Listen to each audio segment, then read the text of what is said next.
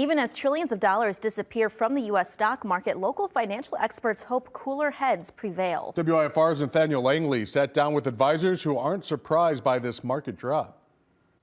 Yes, it's an advisor's job to stay calm. And while they can't give specific financial advice, some I spoke with share their insights as stocks tumble.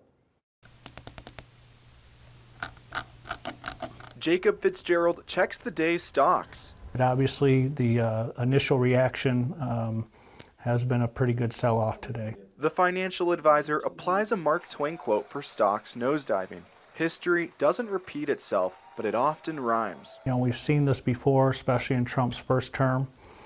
He put tariffs on, and we had some market movements back then. Markets are concerned that tariffs will drive up the price of goods, reducing consumer demand, affecting corporate profits, thereby reducing their stock prices.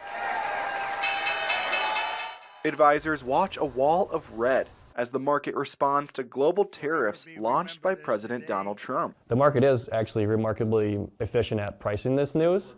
They share one suggestion for clients closer to retirement. Ask their advisor if they need to make an adjustment to spending, reduce their withdrawals, maybe wait for a vacation or something like that. But a different thought for those further from their golden years. For you younger folks out there, this is probably a really good buying opportunity, most likely. And to maybe take advantage of some of these market opportunities. Fitzgerald says his 30-year career keeps his hands steady in uncertain times. Most likely this too will pass, and it's just a case of time versus timing. President Donald Trump expects the stock market to boom eventually.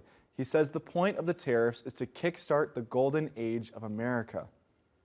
Thank you, Nathaniel. And some stocks were hurt more than others. Global companies like Apple lost $300 billion just since yesterday. Its worst drop since the pandemic started.